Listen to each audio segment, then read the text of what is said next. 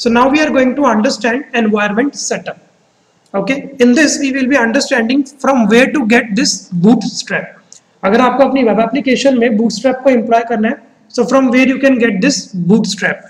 So there are two ways to start using bootstrap on your own website.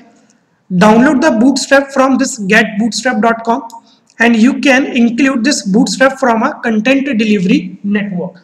So I am going to make a use of this website getbootstrap.com. तो यहाँ पर एक बार आप भी अपने browser पे एक बार इसको ओपन कर लो getbootstrap.com को. So this is the URL getbootstrap.com from where you can implement bootstrap into your web application. तो यहाँ से अब आप इसको कर सकते हो डाउनलोड. तो as soon as you are going to click on this download, a zip file will get downloaded. Okay, एक जिप फाइल आ जाएगी और जब आप उसको एक्सट्रैक्ट करोगे उसके अंदर दो फोल्डर्स होंगे आपके CSS के और आपके JS के.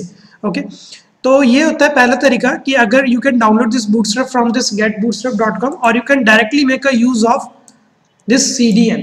ये CDN क्या होती है? Content delivery network. तो ध्यान से समझना कि कंटेंट डिलीवरी नेटवर्क होता क्या है. CDN is a short for content delivery network. A content delivery network is a system of distributed servers that delivers pages and other web content to a user. अब यहाँ पर ये जो distributed server का concept क्या होता है, will show you.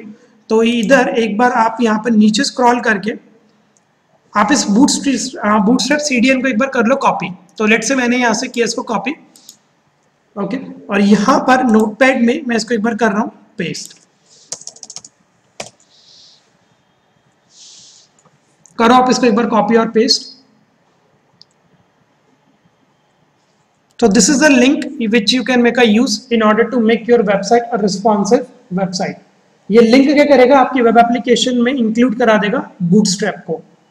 ये लिंक कॉपी पेस्ट किया आपने, किसी भी नोटपैड में आप इसको ओपन कर लो.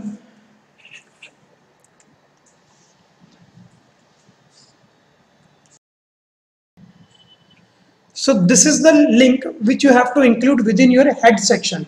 HTML टैग में एक होता है head section.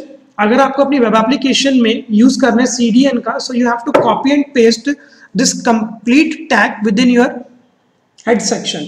तो सबसे पहले यहाँ पर है आपके पास एक लिंक रेलेवेंस स्टाइल शीट. ये sir link relation is equal to style sheet.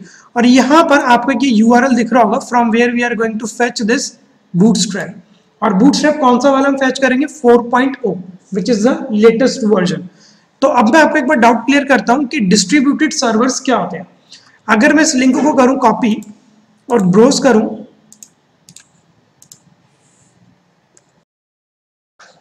तो ये वो CSS की स्क्रिप्ट की फाइल है which we are going to make a use. इस CSS स्क्रिप्ट वाली फाइल का आप यूज करोगे इन ऑर्डर टू वर्क और let's in order to include Bootstrap in your web application. अब डिस्ट्रीब्यूटेड सर्वर का मतलब क्या होता है कि ये जो आपकी फाइल है actually it is फैचिंग the data from multiple servers. How? Let's say मैंने यहाँ पर यूज किया कंट्रोल F का और इधर मैं यूज कर रहा हूँ आपके HTTP का. तो यहाँ पर आपको देख सकते हो कि इस URL में कितने HTTP फाउंड हुए हैं. इसको 10 HTTP फाउंड हुए. तो पहला HTTP ये जो सर्वर है वो है आपका getbootstrap.com itself. इसके बाद यहाँ से GitHub से फाइंड आउट कर रहे हैं. ओके, GitHub क्या एक ऑनलाइन रिपोजिटरी है जहाँ पर आप अपने प्रोजेक्ट्स को डिप्लॉय वगैरह कर सकते हो और वहां से फाइल्स वगैरह फैच भी करा सकते हो.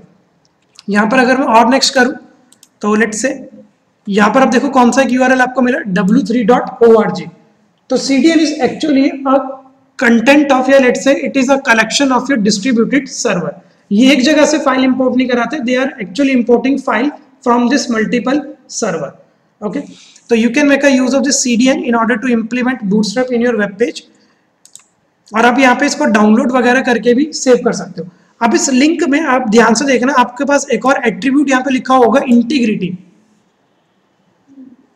ओके, और इंटीग्रिटी में कुछ इस तरीके की आपके पास एक की लिखी हुई होगी. एक्चुअली ये की होती है जो आपके इंटीग्रिटी में लिखी हुई है. What this integrity will do, या इसका मतलब क्या होता है इंटीग्रिटी का? Integrity stands for, first of all integrity का जो कंप्लीट नेम होता है वो होता है आपका सब resource integrity, short form for your SRI. Basically it is a security feature that instruct browsers to verify that resources fetched from third parties like CDNs have been delivered without any manipulation.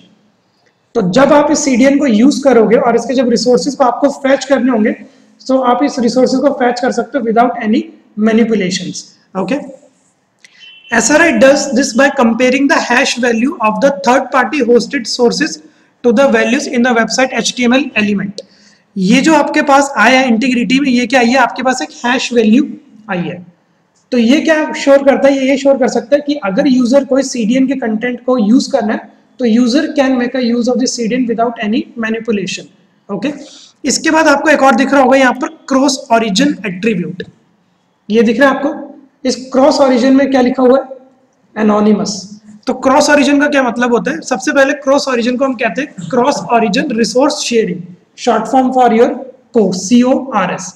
ये क्या आपके लिए करता है, it is a mechanism that allow user to gain permission to access selected resources from a server. Okay, तो cross origin क्या कर रहा है, आपको परमिशन दे रहा है that you can make a use of this CDN.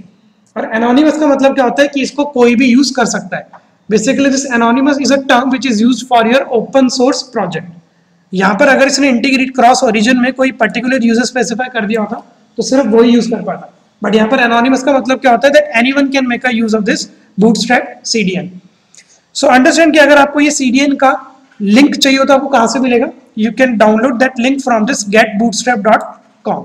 और यहाँ से आपको क्या मिल जाएगी, एक CDN का एक लिंक मिल जाएगा, content delivery network. You can make a use of this CDN in order to implement a Bootstrap in your web application.